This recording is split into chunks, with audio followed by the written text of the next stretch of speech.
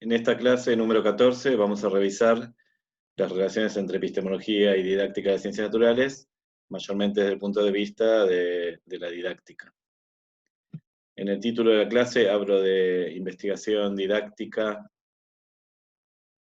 informada por la epistemología, lo que sería un anglicismo, traducción de informed. La idea de que está apoyada en la epistemología, nutrida de los hallazgos de la epistemología, anclada en los logros de la epistemología como disciplina. Ya desde hace unos 30 años, la didáctica de ciencias mantiene relaciones académicas fructíferas y en algún aspecto bidireccionales o bilaterales con la epistemología y otras metaciencias, lo que ha contribuido a expandir, fortalecer y profundizar muchísimo el tipo de investigación e innovación en didáctica de ciencias que se hace desde entonces.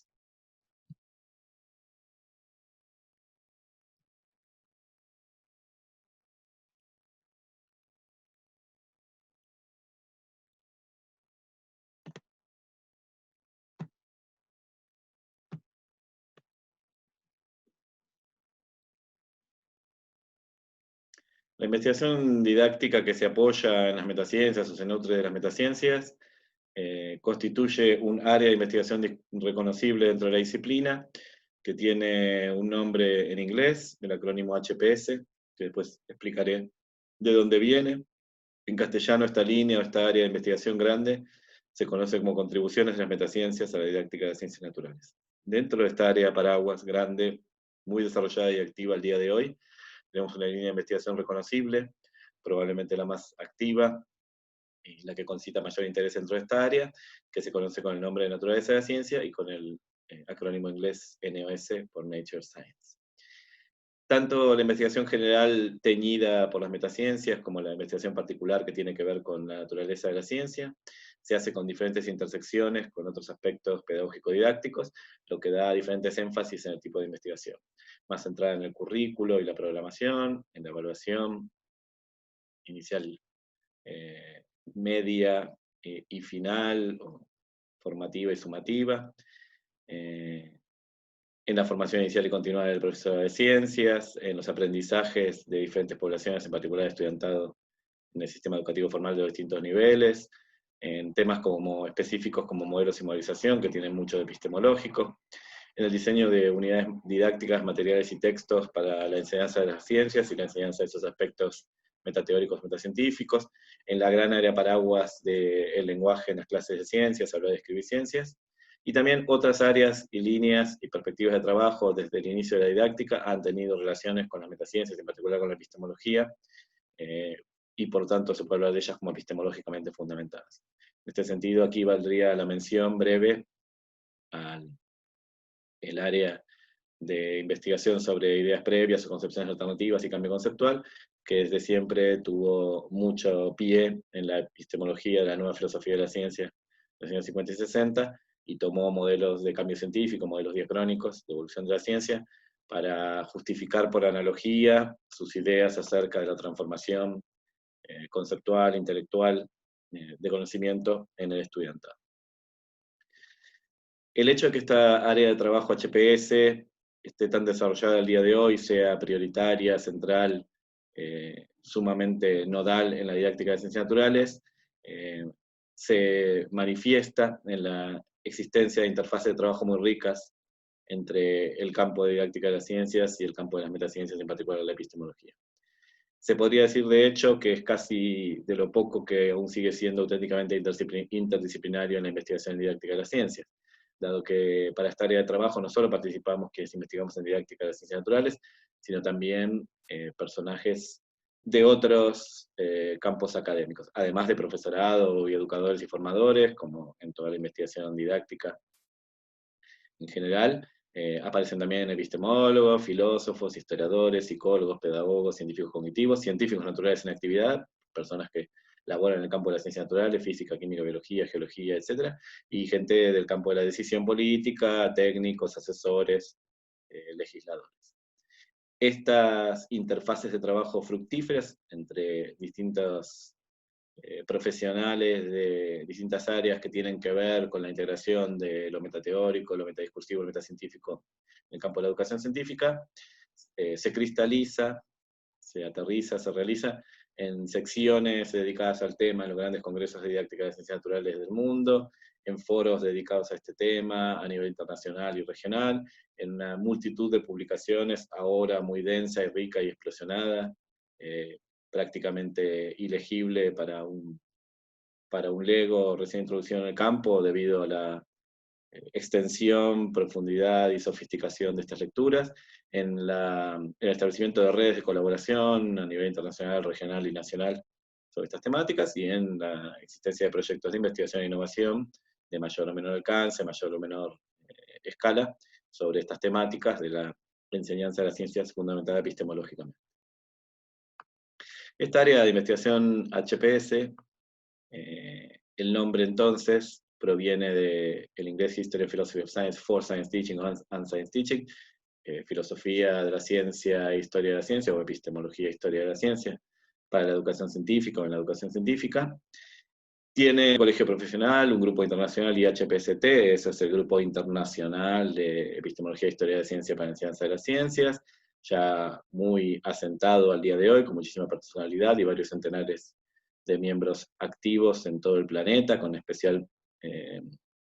presencia en América del Norte, Europa Occidental y América Latina.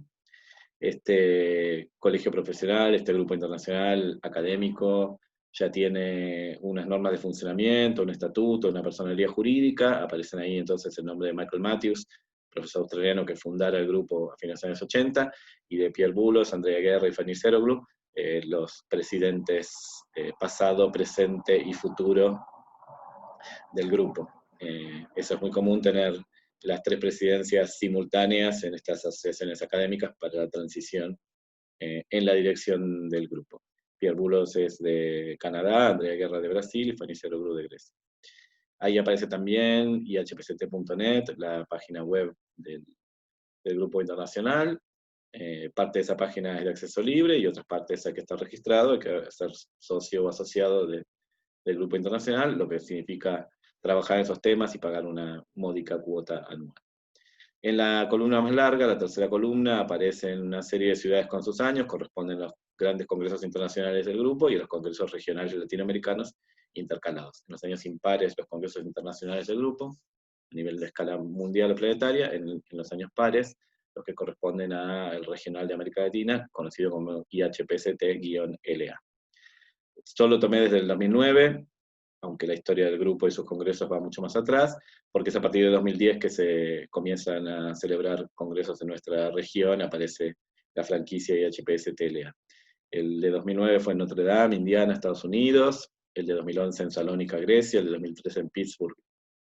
Estados Unidos; el de 2015 en Río de Janeiro, en Brasil; el de 2017 en Ankara, en Turquía; el de 2019 en Salónica, Grecia nuevamente; y el 2021 se realizará, si todo va bien y la pandemia lo deja, en Calgary, en Canadá.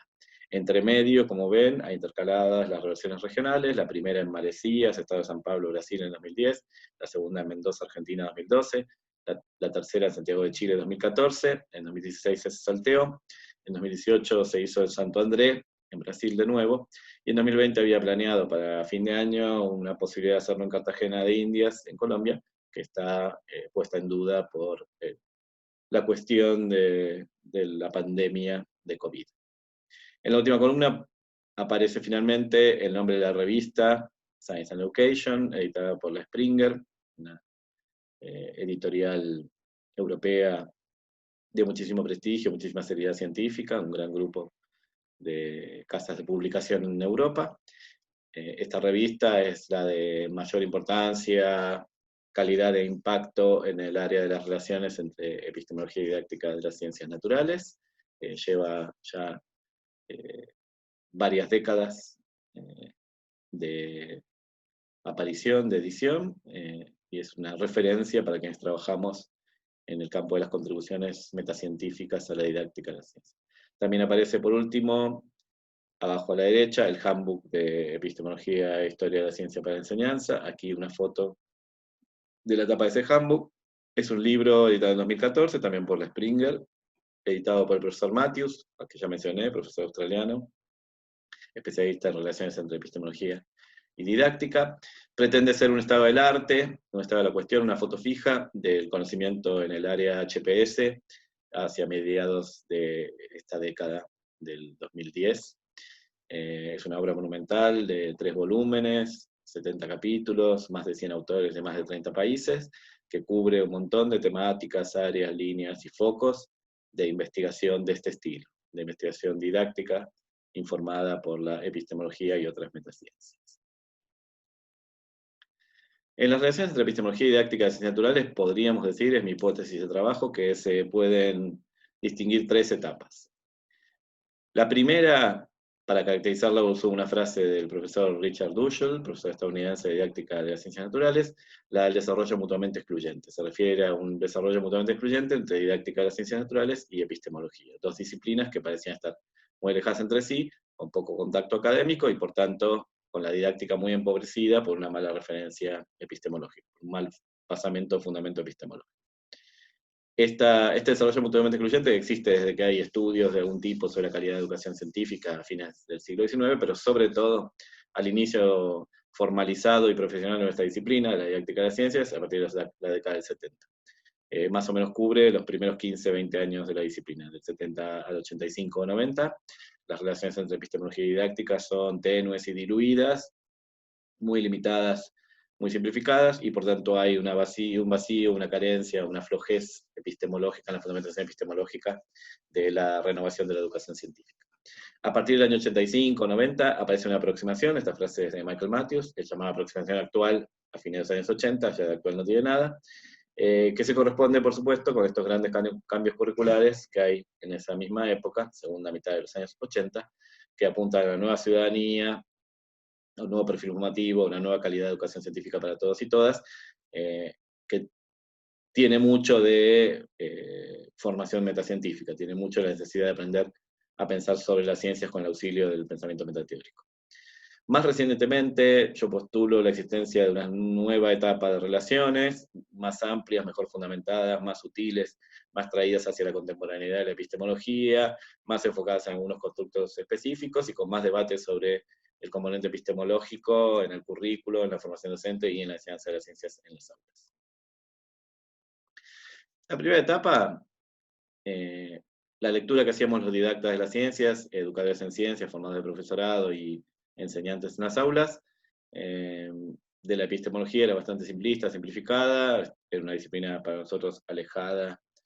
difícil y foránea, nuestro contacto con ella era limitado, era a través de nuestros cursos de licenciatura o profesorado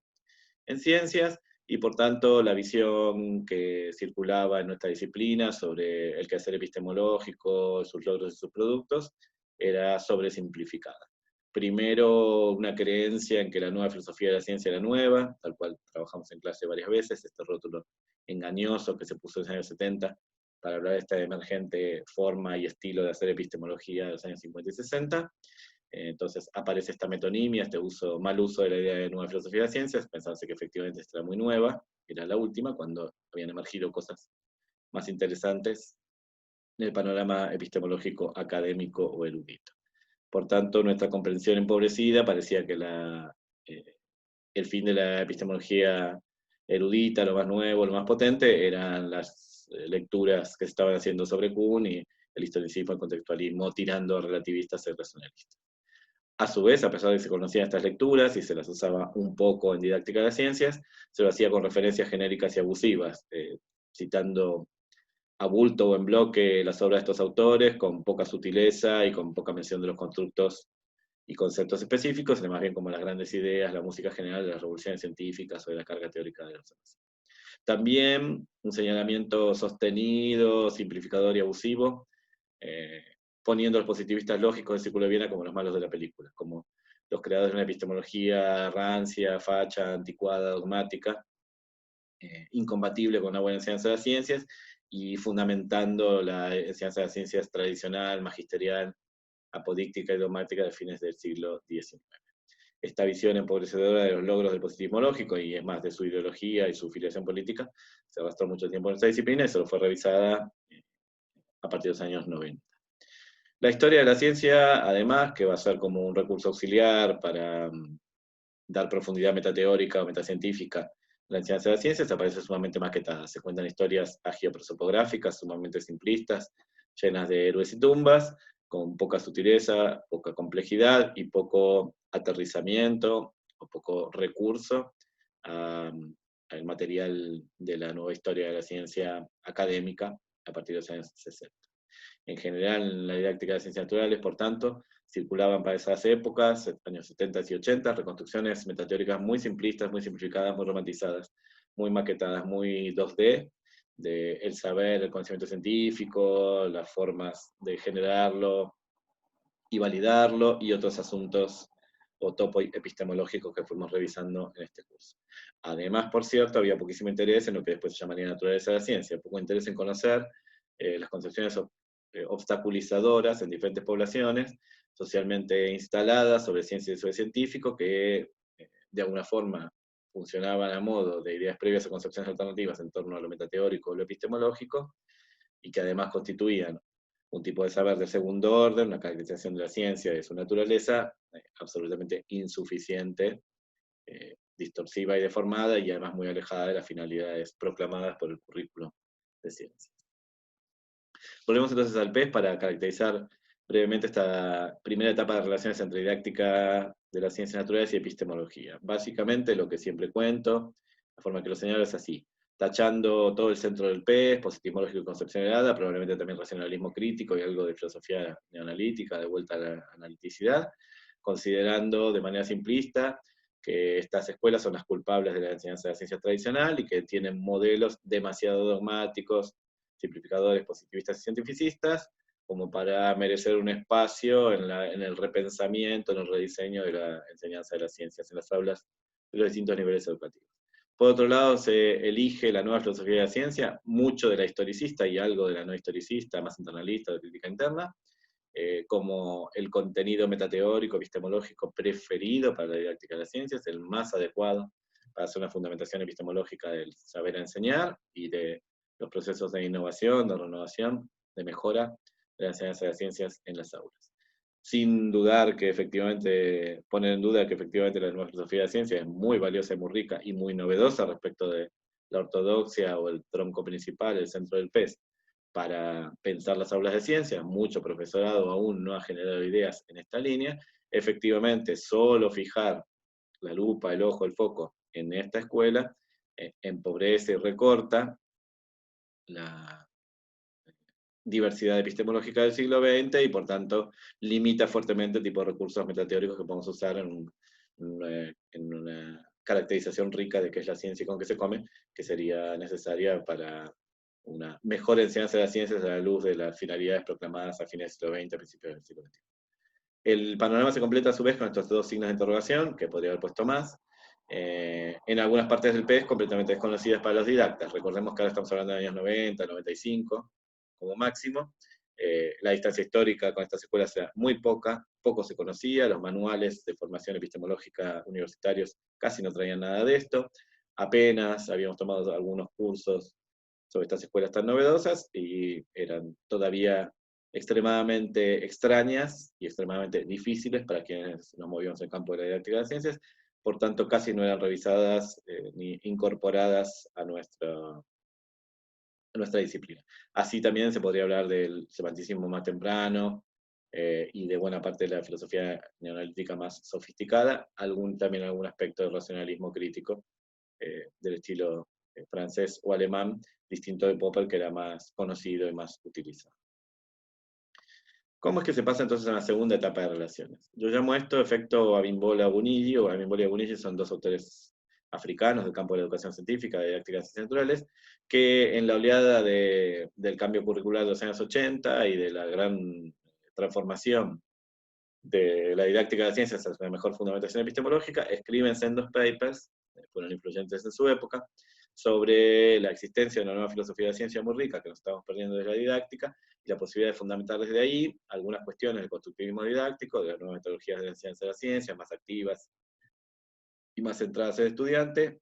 algunas cuestiones que tenían que ver con nuestra comprensión de la comprensión de los estudiantes y su cambio conceptual,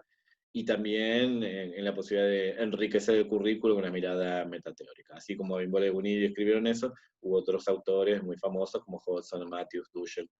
Forlán, Mellado, que escribieron en la misma línea, todos del campo de la didáctica de ciencias naturales, reclamando por una mayor apertura epistemológica, una mejor fundamentación y la necesidad de ir a mirar en esta nueva filosofía de ciencia emergente autores y escuelas que todavía no habían sido revisados, vistos o tenidos en cuenta, que parecían ser muy promisorios para el campo de la didáctica de las ciencias naturales. Eso se da en torno o al calor de la discusión en torno al constructivismo didáctico. El constructivismo didáctico era el modo de hacer preferido hacia mediados de los años 80, era casi un paradigma en regla para la investigación e innovación en didáctica de las ciencias naturales. Sin embargo, parecía estar basado en una psicología del aprendizaje que ya empezaba a receder en el campo académico, y una epistemología ortodoxa de carácter perijuniano o inmediatamente posjuniano, que estaba siendo cada vez más puesta en duda, tanto dentro de la enseñanza de las ciencias como fuera de ella, por extremadamente relativista y racionalista, por excesivamente empirista, por diluidora o distorsionadora de los principios más clásicos del racionalismo y realismo que deberían volver a figurar en una buena enseñanza de la ciencia. Es en ese panorama de discusión teórica fina y acalorada sobre estas complejidades de la fundamentación epistemológica que aparece terreno fértil para la apertura a mayores escuelas, a mayor cantidad de escuelas, mejor cantidad de escuelas, escuelas más recientes de la epistemología, sobre todo aquellas que volvieran al realismo y al racionalismo. En esa etapa hay una atención importante a las concepciones sobre las ciencias, concepciones metateóricas o metacientíficas, de segundo orden o metadiscursivas. Después de 15 o 20 años de investigación sobre las concepciones científicas del estudiantado, sobre las ideas previas y concepciones alternativas, se entiende que también hay de este estilo de ideas, ingenuas, naif, distorsivas, alejadas de las normativas, en el campo metateórico y metacientífico, y que igual que en el campo científico funcionan como obstáculo para una buena enseñanza, un buen aprendizaje. Aparece en este momento las primeras redes de trabajo mixtas entre metacientíficos y didactas, y yo hablé efectivamente de la constitución del grupo IHPST a finales de los años 80, fundado por el profesor Matthews. Ahí aparece una gran red internacional que se mantiene el día de hoy, muy activa, con muchísimos miembros y presencia densa en la academia, en la que no solo gente que investiga la temática de la educación científica, sino otras personas de otros campos, en especial las metaciencias, contribuyen al tejido de estas relaciones académicas profundas y fructíferas. Con ello se da también una revisión general de la epistemología circulante en la enseñanza de las ciencias, de estos deslizamientos hacia la parte baja del pescado, estos deslizamientos por el tobogán irracionalista relativista, el uso a veces de híbridos con la sociología de la ciencia o sociología del conocimiento científico, con los estudios CTS, y se vuelve a construir, se vuelve a pactar, se vuelve a contratar una relación más sana con la epistemología, mejor fundamentada, donde se vean más seriamente las relaciones presentes en la propia disciplina académica para importarlas a nuestro campo de la didáctica de las ciencias naturales. En la segunda etapa es que se empieza a revisar producción metacientífica, metateórica, en especial epistemológica más reciente, ya estamos hablando de los años 70 y 80, e incluso actualizada en los 90 y 2000, en algunos pocos casos que no son los más numerosos. Las referencias a esta nueva epistemología más reciente y actual son mucho más específicas y pertinentes, no se hacen a bulto, grosso modo, a libros completos y sin especificidad en los constructos y en los conceptos, sino que se hacen efectivamente tomando herramientas epistemológicas muy aterrizadas y aplicándolas a casos concretos de enseñanza de las ciencias y de cada una de las disciplinas por separado, cada una de las disciplinas de ciencias naturales por separado. Se retoma mayor diversidad de aportes en lo epistemológico, más cantidad de voces, más variedad, más líneas, más autores, más textos, más escuelas, y se suman otras metaciencias, la historia de ciencia que ya estaba integrada, aunque tímidamente, ahora cobra más importancia, y se abre el campo también a sociología de la ciencia, psicología de la ciencia, lingüística de la ciencia, otras perspectivas metateóricas o metacientíficas que ya estaban suficientemente desarrolladas hacia los años 90 como para que se pudiera, desde la didáctica de las ciencias, abrevar en ellas, ir a visitarlas y ver algunas aportaciones relevantes. Como dije, entonces la historia acá tuvo mucho que ver, la historia de la ciencia, puesta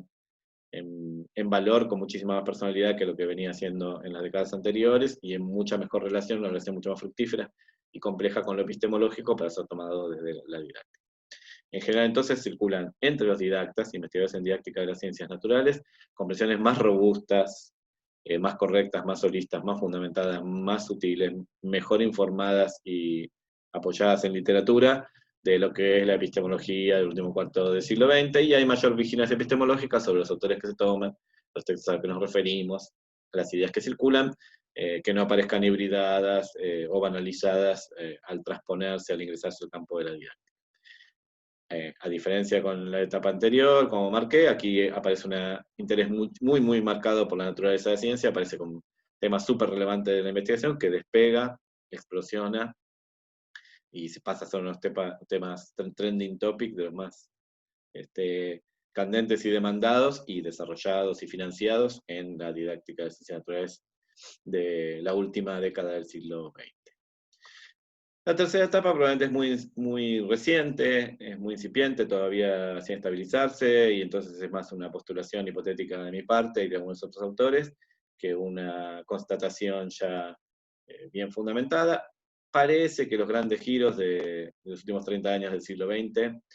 empiezan a tener más influencia en el campo de la didáctica de ciencias, y entonces no solo se explora la epistemología anglosajona del PES, sino también otras perspectivas posibles,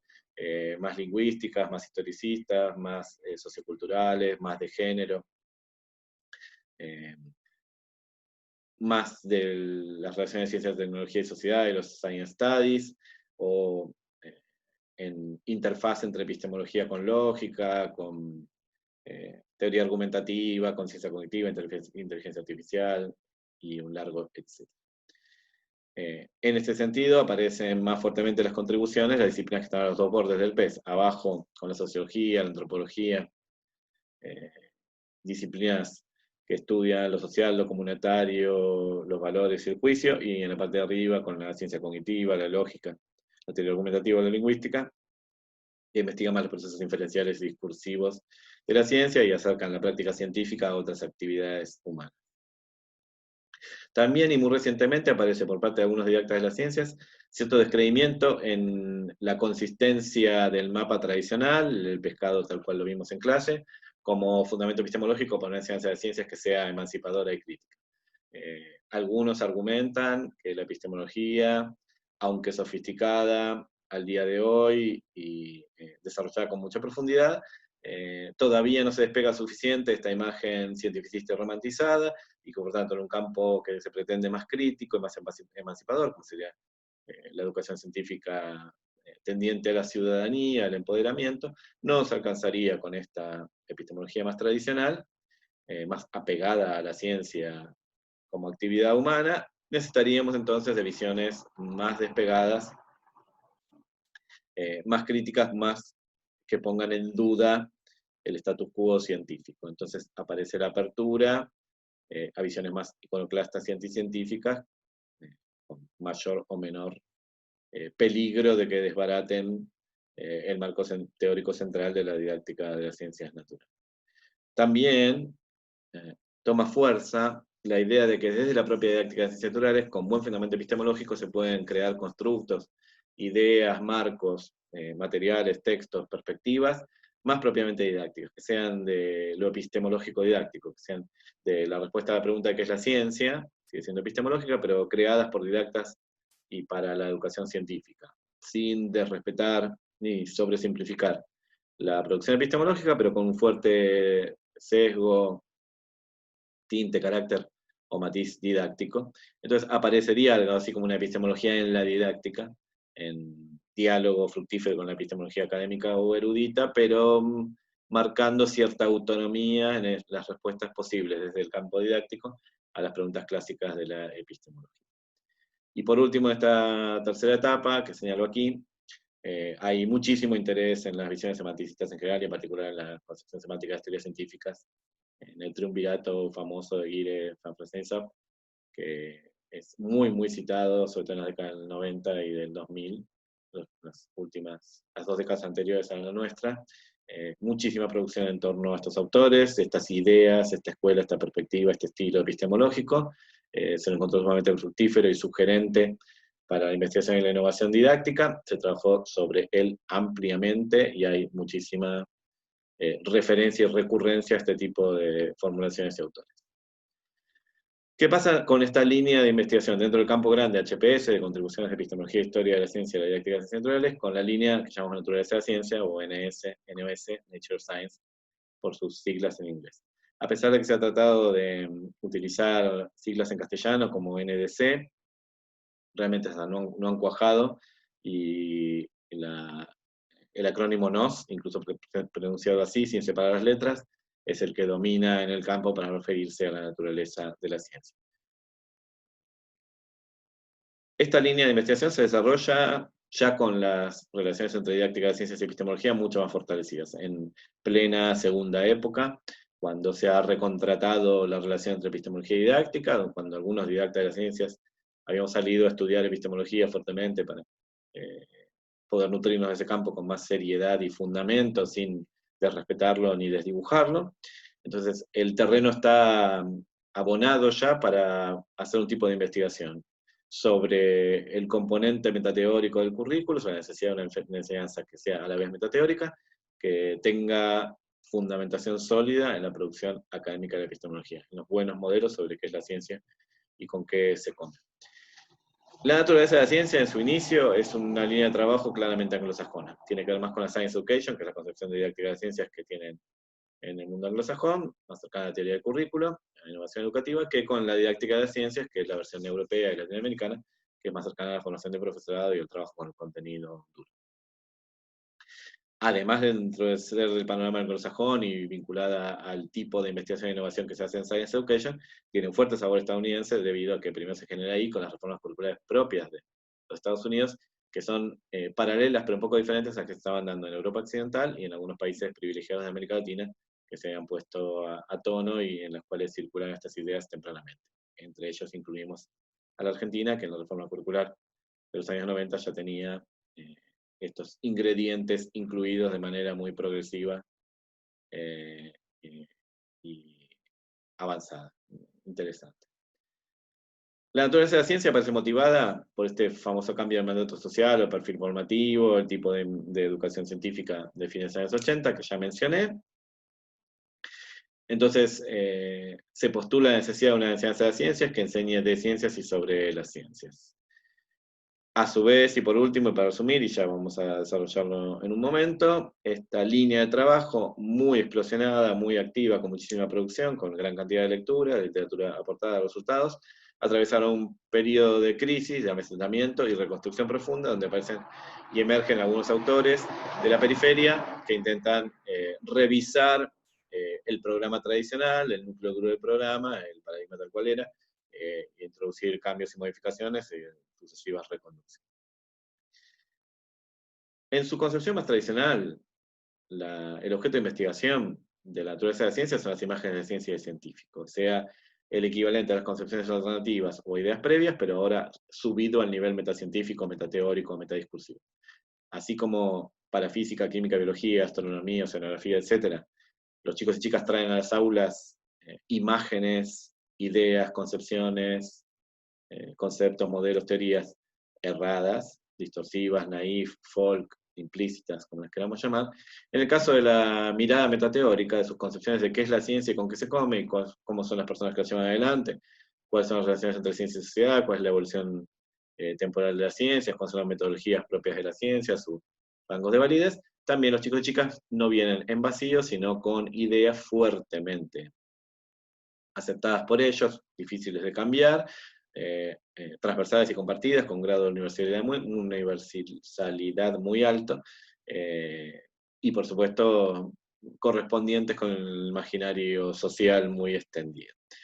Esas concepciones llamadas imágenes de ciencia y científico aparecen en todas las poblaciones,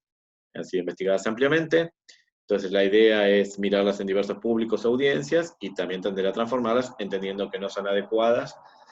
con respecto al mandato curricular y tampoco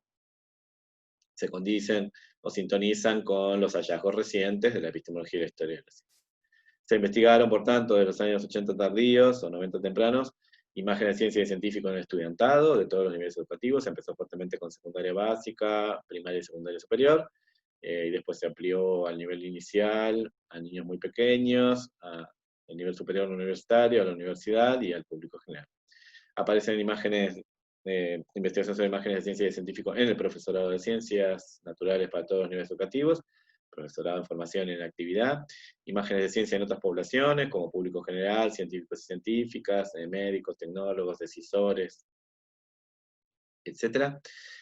Imágenes de ciencia transmitidas por diferentes medios de comunicación, imágenes de ciencia en los libros de texto, en los cómics, en los cartoons, en las series, en las películas de ficción, en el cine documental, en diferentes espacios sociales de difusión.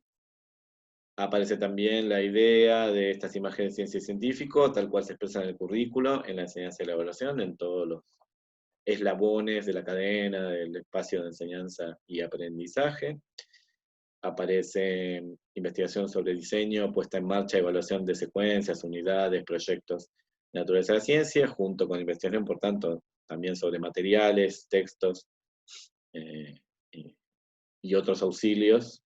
para la enseñanza NOS de buena calidad, y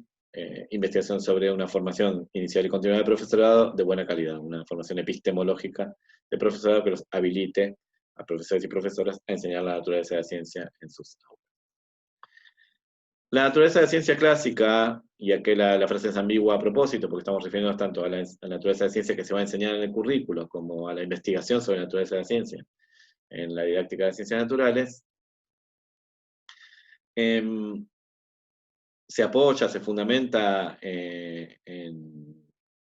cerca, mirando de cerca la naturaleza de esta nueva educación científica para la ciudadanía, su mandato curricular, las expectativas sociales, el perfil formativo, el tipo de competencias avisoradas. Entonces, es en el seno de esta discusión sobre esos nuevos modos de enseñar para estas nuevas personas, para esta nueva situación social o esta nueva configuración social, donde arranca tanto la renovación curricular, la enseñanza de la naturaleza de ciencia en sentido curricular, como la investigación reglada e innovación sobre esta línea. Esos modelos, como les conté antes, pusieron el foco en que enseñar las ciencias con calidad para todos y todas implica al mismo tiempo saber de ciencia y sobre ciencia, y por tanto desde el punto de vista investigativo como desde el punto de vista de renovación curricular, aparece un amplio consenso muy transversal acerca de que es necesarísimo, indispensable, enseñar y aprender algunos contenidos centrales de epistemología e historia de la ciencia, aunque sea desde el punto de vista declarativo, conocer estas formulaciones metateóricas o metacientíficas como contenido del propio currículo de ciencia. En esta emergencia de la naturaleza de la ciencia clásica a inicios de los años 90, se da al mismo tiempo el proceso de la renovación curricular fuerte, con nuevos objetivos formativos, y de la construcción de una nueva línea de trabajo, de investigación e innovación. Casi que como huevo y gallina, imposible decir que era primero y que era después, aparecen sinérgicamente combinadas estas dos facetas, estas dos caras de la NOS, la cara de enseñanza y curricular y la cara de investigación académica.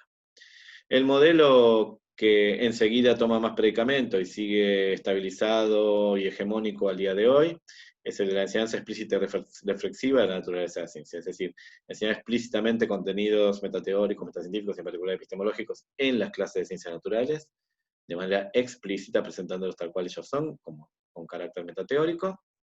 y reflexionando sobre la necesidad de estos contenidos para pensar sobre la ciencia, para usarlos como herramientas específicas, como se dijo en aquella clase, esta finalidad que hemos llamado intrínseca o específica, como herramientas específicas, conceptuales, metaconceptuales, metateóricas, para pensar en la naturaleza de la ciencia.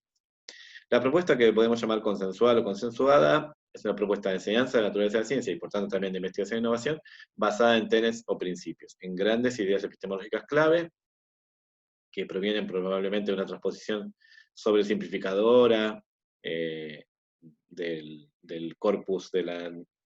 filosofía de la ciencia o epistemología de mediados del siglo XX, de la inmediata posguerra, que van a ser los grandes ejes directores de esta enseñanza metacientífica o metateórica. O sea, se van a postular una serie de ideas sencillas pero potentes, supuestamente con gran consenso en el campo metateórico, en particular en la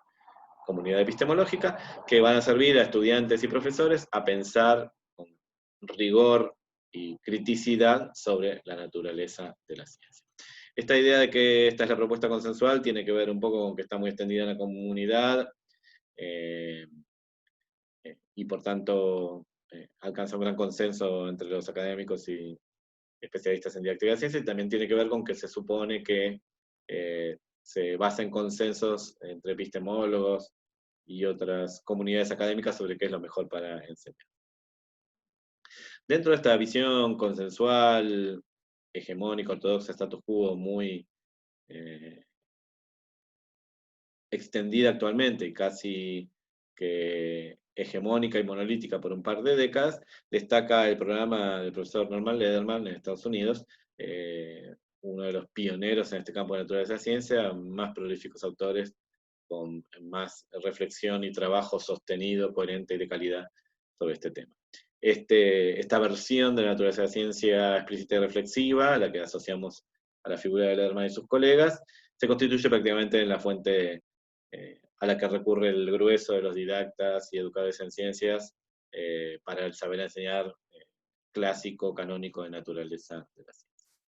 Vamos a hablar entonces un poquito del programa de naturaleza de la ciencia consensual, en la versión de Lederman, para hacerlo más sencillo, para fijar ideas. Tenemos el reconocimiento de que existen varias metaciencias valiosas para la didáctica de ciencias naturales, principalmente epistemología, historia de la ciencia y sociología de la ciencia.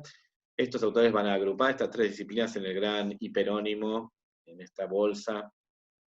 en este cúmulo que van a llamar naturaleza de la ciencia, y William McComas, discípulo directo de Lederman, va a llamar a esto una fértil arena híbrida, un fértil espacio híbrido de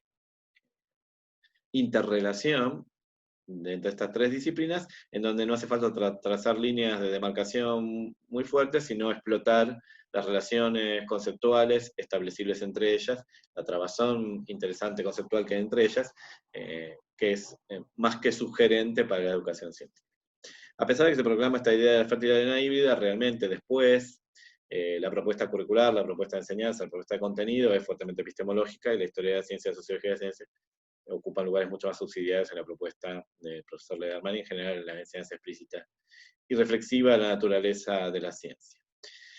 La enseñanza de esta naturaleza de la ciencia, que es fuertemente epistemológica, se hace a través de los tenets, como les había dicho, estos principios o ideas o proclamas sencillas, lo menos técnicas posibles, pero a la vez muy potentes, muy filosas sobre qué es la ciencia y con qué se come. Para fabricar los tenets, para encontrar consenso acerca de algunas ideas epistemológicas que sean más o menos problemáticas en la comunidad epistemológica profesional y a su vez valiosas para el campo de la educación científica y atractivas y fructíferas para los didactas de la ciencia, su investigación e innovación, el recorrido que se hace sobre el PES en este programa de investigación es más o menos este. Se toma epistemología que de alguna forma cruce el cuerpo del pez, sea un poco perpendicular o transversal al eje principal, a la columna vertebral, a la espina dorsal, pero sin ser excesivamente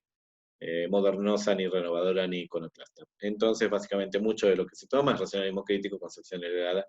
y nueva filosofía de ciencia, tanto externalista o historicista, como más de crítica interna, más cercana a lo heredado y lo neoanalítico. El grueso de lo que se decide enseñar como naturaleza de la ciencia en los años 90,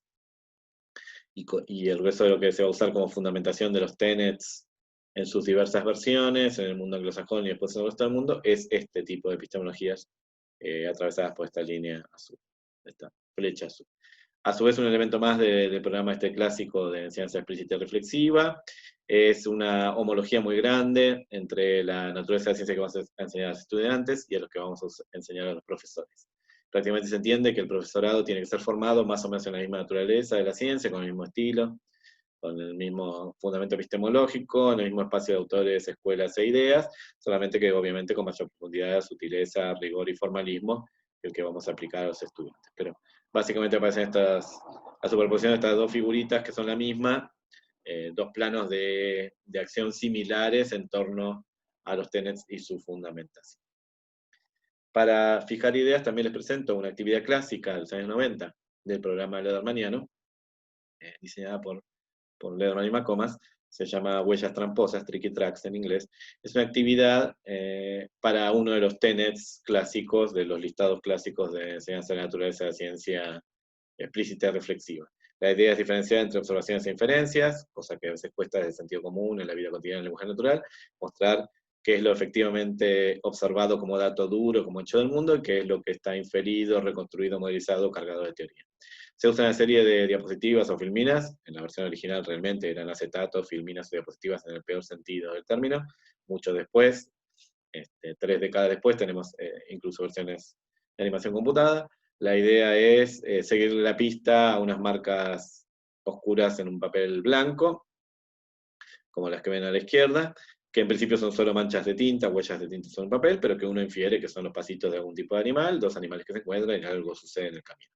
Con diferentes secuencias de estas diapositivas, uno podía armarse la historia completa, armarse el paquito completo, una narrativa completa de lo que puede haber sucedido en esta historia. Por supuesto que todo inferido absolutamente con atravesamiento teórico y basado en modelos, porque realmente lo único que ve ahí, lo único que uno ve ahí son manchitas grises sobre fondo blanco. Aparece después de 2 décadas largas de investigación explosiva, de calidad, muy fundamentada, muy amplia, con muchísima documentación en naturaleza de ciencia clásica, algunas críticas a este programa que empieza a mostrar signos de envejecimiento o de degradación. Un programa que empieza a frenar su impulso inicial, a mostrar sus limitaciones y a ser puesto en duda por algunos investigadores e investigadoras más jóvenes de nuestro campo. Entre algunas otras críticas. Primero se fija la vista en el hecho de la idea de fértil arena híbrida. Algunos didactas de las ciencias naturales con mayor formación epistemológica, más relaciones conceptuales con epistemología, historia y sociología de la ciencia, empiezan a mostrar que esta elección tan precipitada de un espacio híbrido entre distintas metaciencias vulnera los límites establecidos en las propias disciplinas académicas, las diferentes naturalezas, sus diferentes funciones, finalidades, objetos, teorías y métodos, y entonces eso lleva a Matthews a, de alguna forma, replicar a la idea de McComas de la fertilidad de la híbrida con una contraidea de amontonamiento confuso, ¿no? De realmente hibridaciones poco cuidadosas entre estas 3 disciplinas, donde no se ha pensado demasiado en las dificultades de encontrar articulaciones finas entre 3 disciplinas académicas distintas, separadas, e incluso en competencia conceptual en el ámbito académico. Además, se critica la fundamentación de la enseñanza explícita y reflexiva solo en tenets, mostrando que la exposición de tenets cerrados puede ser un enfoque, puede constituir un enfoque demasiado dogmático, demasiado apodíctico, presentación de grandes verdades, ahora en el plano epistemológico o metateórico. También poniendo en duda los modos metodológicos en que se hallaron los distintos tenets, tendiendo un manto de dudas sobre el consenso aparente entre sobre estas ideas epistemológicas en la comunidad académica erudita de la epistemología. También que la transposición de las ideas epistemológicas originales a sus constructos didácticos respectivos aparece a veces una sobresimplificación. Y además en el que el hecho de aprender ideas en su forma final, cerradas, como si fuesen hallazgos de la epistemología, vulnera los aspectos más filosóficos de la epistemología, tendientes a plantear preguntas y problemas, poner en duda, elucidar, discutir y debatir, y no cerrar del todo, ni clausurar, ni presentar grandes verdades. Por último, como aparece ahí, también una crítica central al programa en su forma tradicional es esta rápida identificación entre los modos de formar en naturaleza de ciencia estudiantil y profesorado, que de alguna forma invisibiliza la necesidad de una formación epistemológica más sólida en los profesores y profesoras de ciencias, que los empodere, los emancipe, les dé autonomía, creatividad y herramientas para poder ellos mismos, ellas mismas, diseñar su propia naturaleza de la ciencia, su propia enseñanza de lo metateórico, metacientífico en clase, menos pegada a los textos ortodoxos y al programa de tenets de enseñanza explícita y reflexiva. Con todo ello, por tanto, aparecen nuevas aproximaciones a la naturaleza de la ciencia, ya muy recientes, no vamos a meternos en la actualidad, que está en hervidero intelectual y que es muy compleja y necesita de cierta distancia, y sería ya para un curso 2, o para profundizar en posgrados de didáctica de ciencias naturales, pero vamos a llegar por lo menos a inicios del siglo XXI o a mediados de la primera década, en donde realmente se empieza a ver la necesidad de alternativas plausibles al programa general de enseñanza explícita reflexiva, con tenes de consenso, y a la versión Ledermaniana de ese programa. Entonces aparecen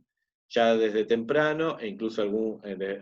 algún lugar muy cercano al programa inicial, algunas posibilidades de ampliación, de matiz o de alternativa. Algunos autores se preguntan si no es más conveniente hacerse preguntas de carácter filosófico y epistemológico más que respuestas cerradas y proveer de la diversidad de respuestas posibles, más habilitar la construcción de respuestas más propias y autónomas por parte del estudiantado. Algunos dicen que la organización del contenido a enseñar en TENETS es muy cerrada, muy atomista, muy analítica, troza y cortajea el campo epistemológico en aspectos muy micromínimos, muy especializados, que quizás trabajar más sobre características generales de la ciencia, más transversales, más parecidas a los topos y que trabajamos nosotros en el curso, sería más conveniente, más parecido a el modo en que trabaja la epistemología erudita en el siglo XX. También se postula esta idea muy potente de whole science, de tomar la naturaleza de la ciencia completa o enseñar elementos epistemológicos, metateóricos, metaciencientíficos, metadiscursivos, sobre una visión de ciencia más completa y holista, no tan atomizada como se criticaba anteriormente. Esta propuesta viene ganando muchos adeptos y está bien fundamentada desde el punto de vista teórico. Se extiende en nuestra comunidad y cada vez más literatura sobre ella siendo producida. También aparece la pregunta sobre la naturaleza de la ciencia indagativa, porque emergen nuevas líneas de investigación en didáctica a partir del siglo XXI, que tienen que ver con competencias, indagación, pensamiento e inferencia, y abordajes interdisciplinarios y contextuales en ciencias de las ciencias, que interpelan el componente tan prolijo, tan cerrado, tan ordenado de la naturaleza de la ciencia, que se asociaba más a un currículum monodisciplinar, descontextualizado y basado en las disciplinas propio del último cuarto del siglo XX. O sea que aquí, con el cambio del tipo de currículos y programas y el cambio del tipo de metodologías activas y centradas en el estudiantado, también aparece la pregunta sobre si la naturaleza de la ciencia asociada más a los programas de fin del siglo XX sigue siendo vigente para estas nuevas propuestas más contextuales. También hay un fuerte cuestionamiento acerca de la fundamentación epistemológica de la línea de naturaleza de ciencia, que tan cerca está de la epistemología erudita, que también comprende las formulaciones más duras y los modelos estrictos creados por epistemólogos, y por tanto se aboga por una comprensión más respetuosa de la investigación HPS general, y en particular de la importación de modelos epistemológicos estrictos a la hora de fabricar naturaleza de ciencia e investigar sobre ella. También hay una línea europea y latinoamericana, de la cual participo ampliamente, a la cual me dedico, que tiene que ver con la derivación más cuidadosa y más fundamental de ideas clave de naturaleza de ciencia para enseñar, que trasciendan la simplicidad y el falso consenso de los tenets, y su apariencia dogmática, superficial y antifilosófica, y trabajen más con la modelización epistemológica, o metateórica, o metacientífica, para algo que se parecería más a la actividad epistemológica tal cual es llevada adelante en la epistemología académica en el último cuarto del siglo XX.